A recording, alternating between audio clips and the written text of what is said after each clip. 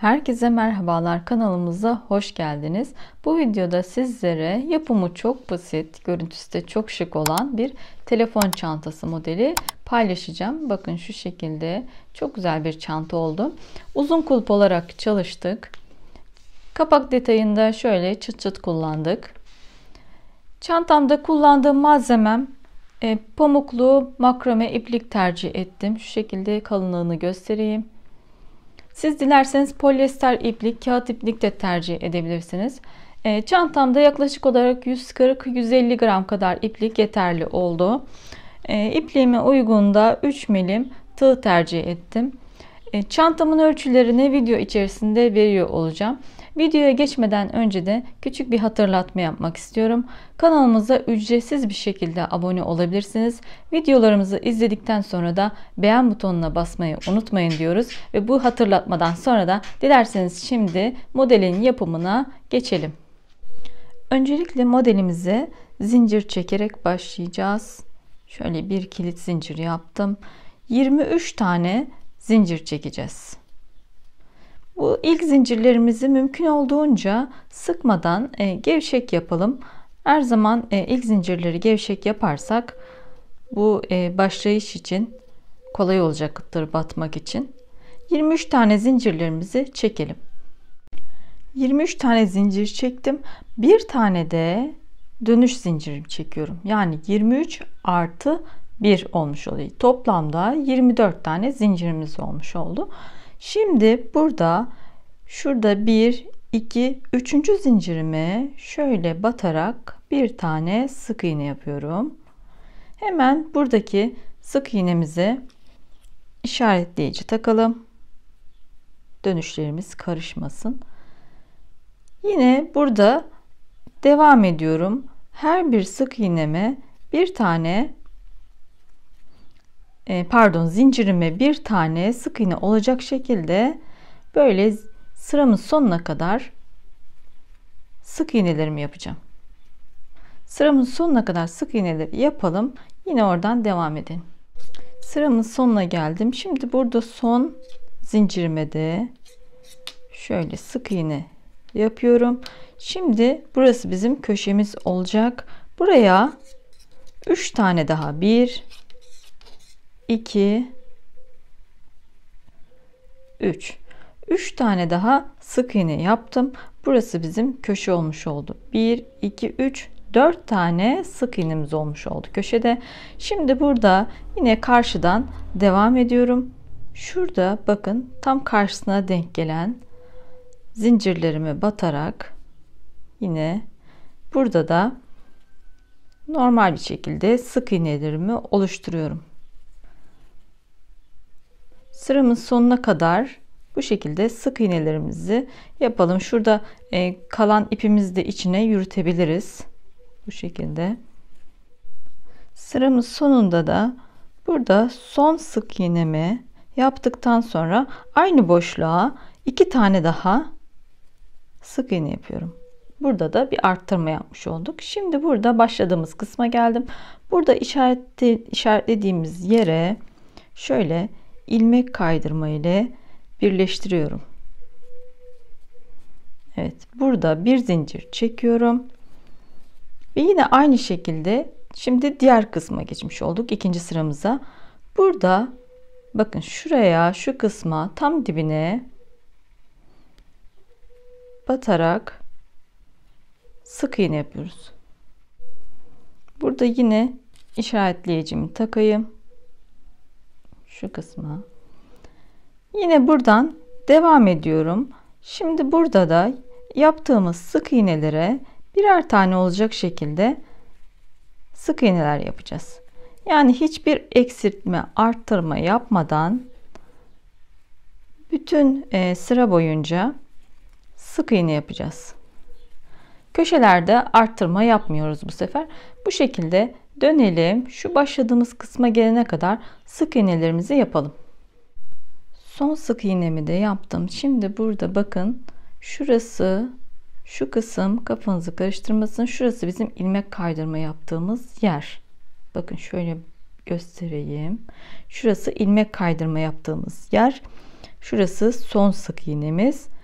Şu işaretlediğimiz kısma ilmek kaydırma ile birleştiriyorum. Şöyle ve bir zincir çekiyorum. Şimdi ilk taban kısmımız da bu şekilde olmuş oldu. Toplamda burada 48 tane sık iğne olmuş oldu. Şimdi burada bir zincir çektim. 2 3 tane zincir çekiyorum. Ve burada bakın şimdi birinci zincirim değil, ikinci zincirime bu şekilde batarak çıkıyorum ve ilmeğimi tutuyorum. Birinci zincirime de aynı şekilde batarak çıkıyorum. Bu şekilde tutuyorum. Şimdi şurada şöyle hafif bir çevirme yapıyoruz. Bakın şuradaki ilmeğe batacağız. Şimdi şuradaki ilmeğime bakın şöyle çevirdiğimizde şurada küçük bir ilmeğimiz görünüyor. Tam dipte. Bakın şöyle. Bu ilmeğimizi yine aynı şekilde çekiyorum. Tığımda 4 tane ilmek olmuş oldu. Yine aynı şekilde örgümün önünü çeviriyorum. Şimdi burada dibe batıyoruz. Şuradaki kısma batarak yine aynı şekilde ilmeklerimi çekiyorum. 2 4 5 tane ilmeğim oldu. Şimdi bir tane de yanındaki sık iğneye batarak aynı şekilde çekerek tığımda 6 tane ilmek olmuş oldu. Şimdi bu 6 tane ilmeğimi bir kere de tığ ipimi dolayıp şu şekilde topluyorum. Bakın bu şekilde toplayarak bir zincir çekiyorum ve modelimizin bir tanesi oluşmuş oldu. Şu kısma hemen yine işaretleyicimizi takalım. Bakın şuraya işaretleyicimizi takıyorum. Bir saniye şöyle karıştırmamış olalım. Bir zincir çektim. Yine devam ediyorum. Bakın şimdi şurası bizim modelimiz olmuş oldu. Modelimizin tam tepesinde olan şurada bir boşluğumuz var. Şuradaki boşluğuma tığ ipimi dolamıyorum. Şu şekilde ilmeğimi çekiyorum ve bu şekilde bırakıyorum. Şimdi şurada modelimizin arkasında bakın şurada son ilmeğimizin arka ilmeğine batacağız. Şurada şöyle çevirdiğimizde bakın şurada çevirdiğimizde görünüyor. Şuradaki ilmeğimize batıyoruz. Batarak çekiyorum. Yine bırakıyorum ilmeklerimi. Şimdi modelimizin tam dibine, şurası modelimizin dibi olmuş oluyor. Dibine batıyoruz. 4 tane ilmeğim var.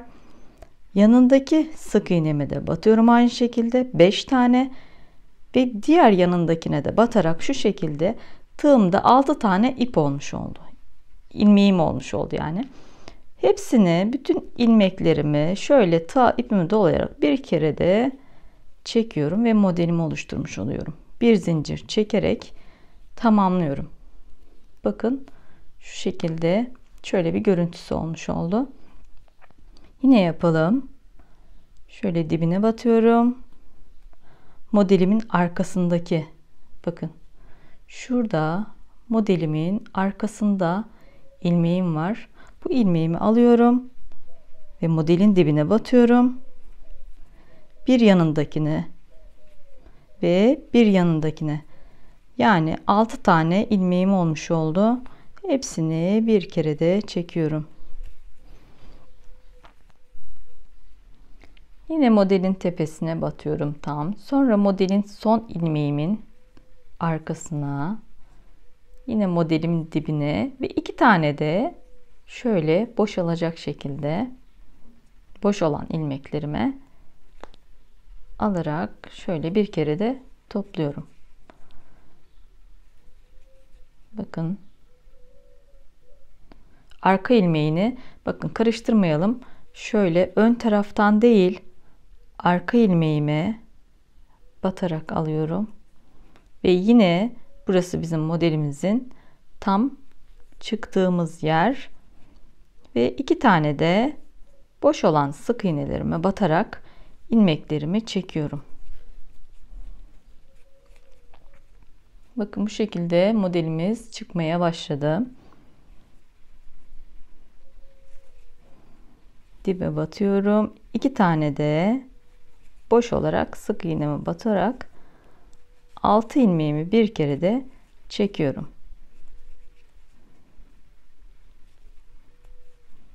Aslında modelimizin sayılarını dikkat ettikten sonra, sayılarını takip ettikten sonra hiçbir zorluğu yok.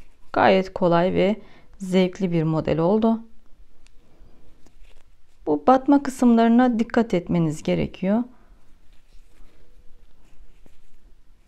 Onlara dikkat ettikten sonra modelimiz güzel bir şekilde çıkacaktır.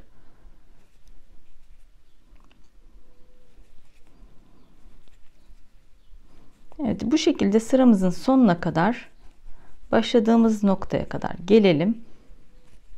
Köşelerde de yine aynı şekilde devam ediyoruz. Hiçbir değişiklik yok. Bu şekilde modelin dibine batıyoruz. Sonra 2 tane de boş olan sık iğnelerimize batarak ilmeklerimizi topluyoruz. Şu kısma gelene kadar yapalım. Devam edelim. Yine oradan ikinci sıramıza başlayalım. Sıramın sonunda şöyle son modelime geldim. Şimdi onu da yapalım. Modelimin tepesine battım. Arka ilmeğine batıyorum. Ve modelimin dibine batıyorum. Ve burada 2 tane kalan sık iğnemiz var. Bakın burada 2 tane kaldı. Onları da alarak 6 tane ilmeğim oluşmuş oldu tığımda. Evet, bu ilmeklerimi de bir kere de çekerek bu sıradaki modelimi bitiriyorum. Şimdi burada bir sık iğne, bir zincir çekmiyorum. Bu şekilde bırakıp şuraya ilmek kaydırma yapacağız. İşaretlediğimiz kısma, şöyle işaretlediğim kısma ilmek kaydırma yapıyorum.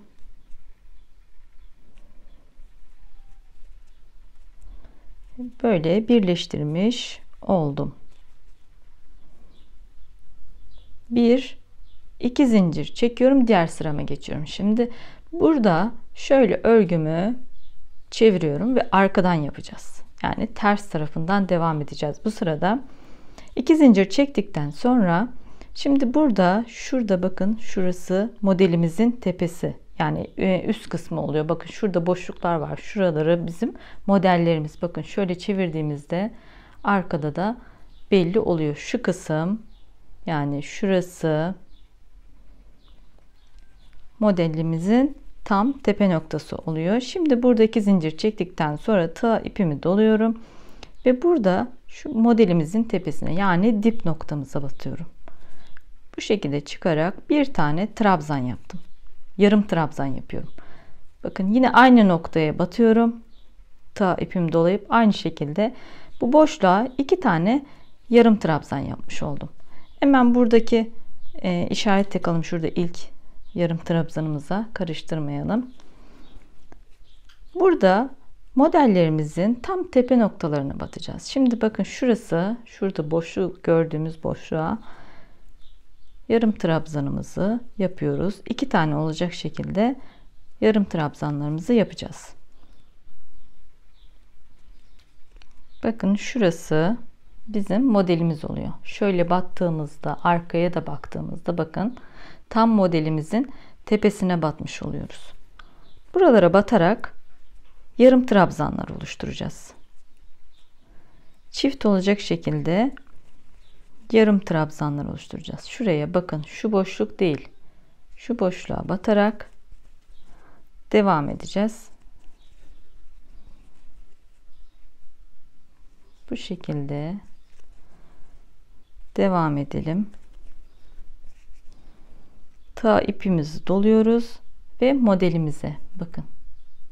Modelimizin tam tepesine batmış oluyorum. Yarım trabzan yapmış oluyorum bu şekilde. Başladığımız noktaya gelene kadar yine devam edelim.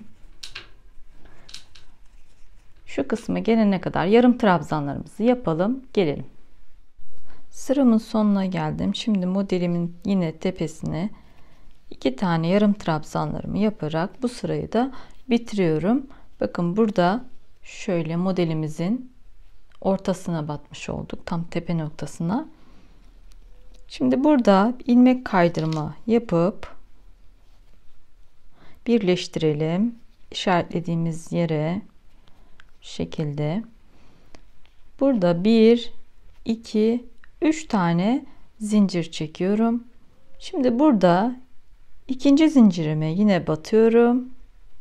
Çekiyorum. Şu şekilde 2 tane ilmeğim var. Üçüncü zincirime de batıyorum aynı şekilde. Şimdi şöyle örgümü çeviriyorum. Bakın şurada, bakın şurada boşluğumuz var. Bu boşluğa aynı şekilde batarak dibe, yani dibine batıyoruz. İlmeğimi çekiyorum. 4 tane ilmeğim olmuş oldu. Yanındakine de batarak 5 ve diğer yanındakine batarak 6 tane ilmeğim olmuş oldu bu şekilde. Hepsini bir kere de çekerek modelimi oluşturuyorum. Bir zincir çekiyorum. Hemen burada yine işaretleyicimizi takalım.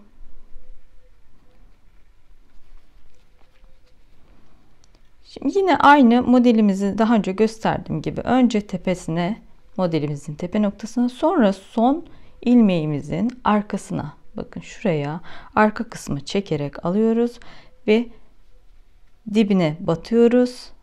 2 tane de sık iğne batarak bu şekilde 6 tane ilmek oluşturuyorum. Bir kere de çekiyorum.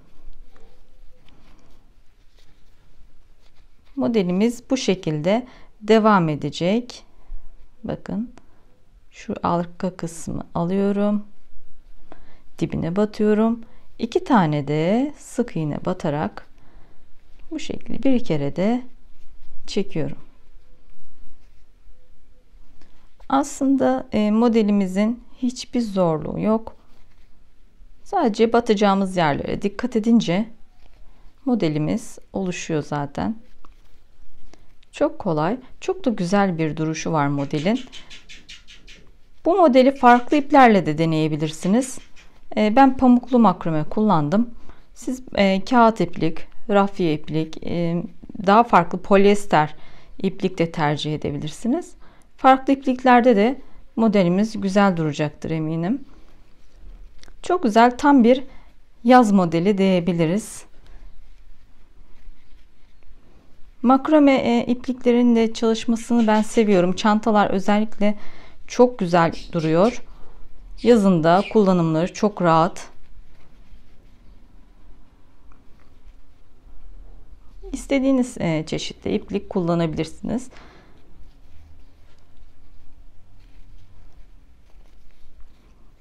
Evet, bu şekilde modelimizi istediğimiz boyuta gelene kadar, ne kadar istiyorsanız o şekilde uzun bir şekilde yapabilirsiniz.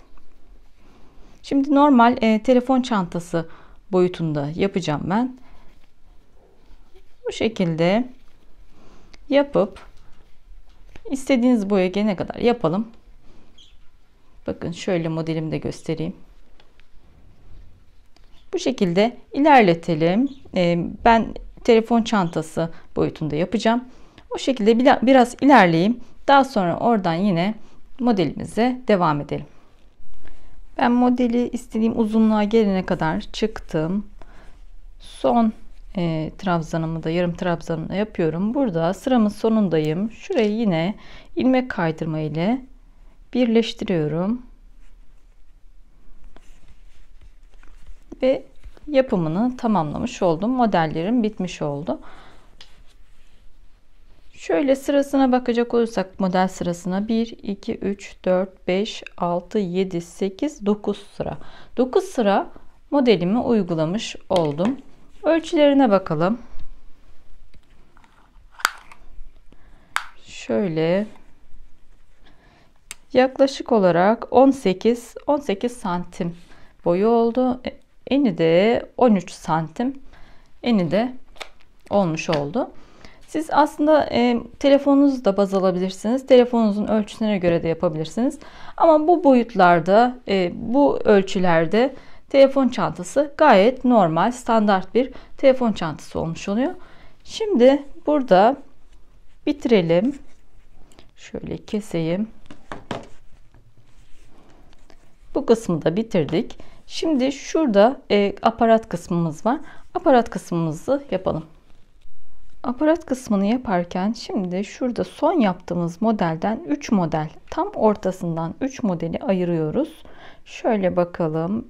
1 yanlardan giderek 2 3 4 tane yanlardan gittikten sonra şu kısımdan ve şuradan şu kısma modelimizi uygulayacağız. Şimdi sağ taraftaki işaretlediğimiz yere ipimizi ekliyoruz. Şimdi şöyle şu kalan ipi de içeri alalım. 1 2 3 tane zincir çekiyorum. Ve burada ikinci ilmeğime yine aynı şekilde ipimi çekiyorum. Üçüncüye de aynı şekilde. Ve burada bakın şurada dibine batarak dördüncü ilmeğimi çekiyorum. Ve burada yanındaki 5 ve 6 tane ilmeğim olmuş oldu. Yine aynı şekilde bu modeli uygulayacağız. Kapak kısmında da. Yine aynı. En tepeye batıyorum. Arkasına batıyorum. Ve dibine batarak bu şekilde modellerimi uyguluyorum.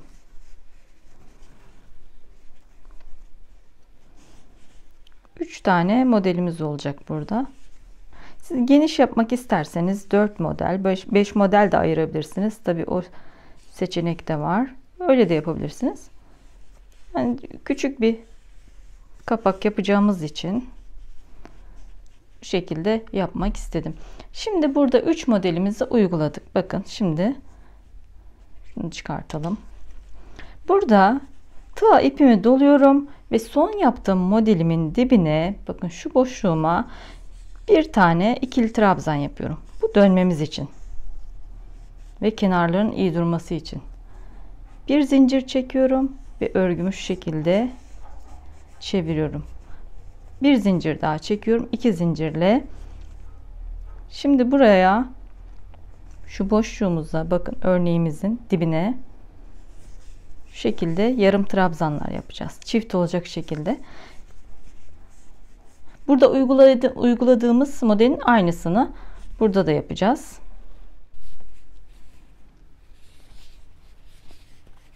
Evet, burada 3.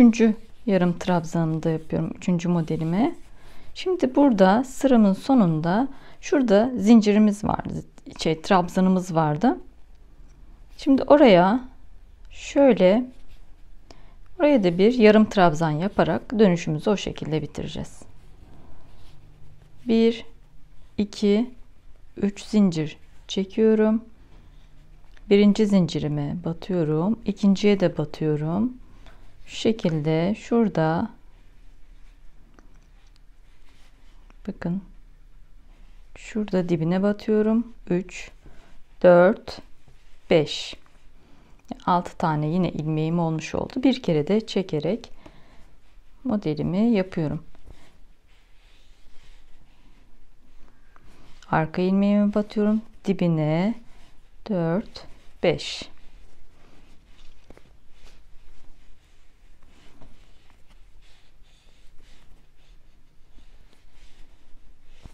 son modelimi de yapayım. Şöyle bir zincir çektim. Burada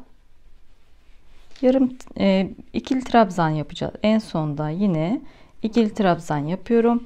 1 2 zincirle dönüyorum. Yine aynı modellerimizin tepesine şöyle şu boşluklara yarım trabzanlar yapacağız. Çift olacak şekilde. Bu şekilde devam edeceğiz. Yarım trabzan yaptığımızda sıramızın sonunda da yine aynı şekilde şuradaki zincire batarak yarım trabzan yaparak bitireceğiz. Bu şekilde bakın şöyle göstereyim. Modeller ikinci sıram olmuş oldu. Şimdi üçüncü sıraya geçiyorum. Bu şekilde 4 sıra olacak şekilde 4 sıra yeterli olacaktır. Modellerimizi uygulayalım. Yine oradan devam edelim. Evet, burada kapak kısmında yarım trabzan yapıp o şekilde 4 model sonunda, yani 4 model yaptıktan sonra yarım trabzan yapıp bu şekilde bitiriyorum. Bakın şu şekilde 4 tane model yapmış oldum. Dediğim gibi siz daha uzun yapmak isterseniz bunu 5-6 sıra daha yapabilirsiniz. Daha uzun bir kapak olacaktır. Bu şekilde 4 sıra yeterli oldu benim için. Ve yarım trabzanla burasını bitiriyorum. Hemen burayı da keselim.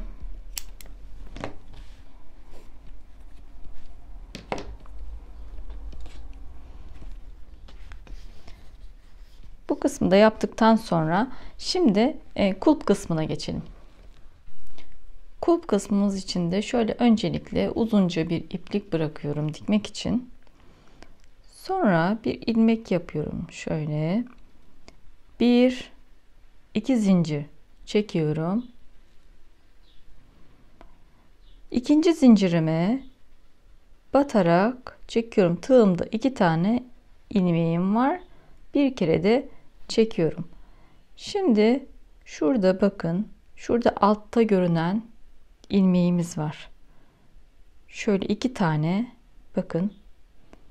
Bunlara batarak şöyle bir sık iğne oluşturuyorum. Örgümü hafif şöyle çeviriyorum. Şurada 2 tane ilmeğimiz görünüyor bakın. Şuradaki ilmeklerimi bakın şöyle çevirdiğimde şöyle 2 tane ilmeğim görünüyor. Bu ilmeklerimi şöyle bir kere de çekerek normal bir sık iğne yapıyorum. Yine çeviriyorum. Şuradaki görünen 2 tane ilmeğimi alıyorum. Bakın burada sürekli 2 ilmeğimizi birden alıyoruz. Bakın şöyle hafif çevirdiğimizde zaten görünüyor. 2 ilmeğimizi bir kere de alıp bu şekilde sık iğne yapıyoruz. Mümkün olduğunca gevşek yapmaya bakalım. Yani bu döndüğünde, örgümüzü döndürdüğümüzde şu kısımlar sıkı olursa batmakta zorlanabilirsiniz. Mümkün olduğunca gevşek yapalım. Kulp kısmını da istediğiniz uzunlukta, ister uzun ister kısa, ne kadar isterseniz o şekilde yaparak kullanabilirsiniz. Şimdi yaklaşık olarak bu telefon çantalarında 100 santim ya da 120 santim gibi o şekilde standart oluyor. Yeterli olabiliyor. Ben şimdi istediğim uzunluğa gelene kadar kulp kısmını yapalım. Gelelim. Kulbumu da son olarak tamamladım. Yaklaşık olarak 110 santim kadar yaptım. Siz dediğim gibi şöyle uzun da bırakalım ipimizi dikmek için. İstediğiniz uzunlukta yapabilirsiniz. Dediğim gibi 120 santim olabilir. 110 santim olabilir. 100 santim de yapabilirsiniz. Bu şekilde kulp kısmını da yapmış olduk. Şimdi çantamızda dikişlerini yapalım. Çantamızın kenar kısımlarından da şöyle kulplarımızı dikişlerini sağlayalım. Çantamın kulp kısımlarını da dikerek yapımını tamamlamış oldum. Şöyle kapak kısmına bir çıt çıt diktim. Uç kısmında da şöyle püskül detayı taktım. Bu şekilde çok şık, çok güzel bir telefon çantası modeli olmuş oldu. Videomuzun sonuna geldik. Benimle birlikte ördüyseniz beğen butonuna basmayı unutmayın ve ücretsiz bir şekilde de kanalımıza abone olabilirsiniz. Sonraki videolarda görüşmek üzere. Hoşça kalın.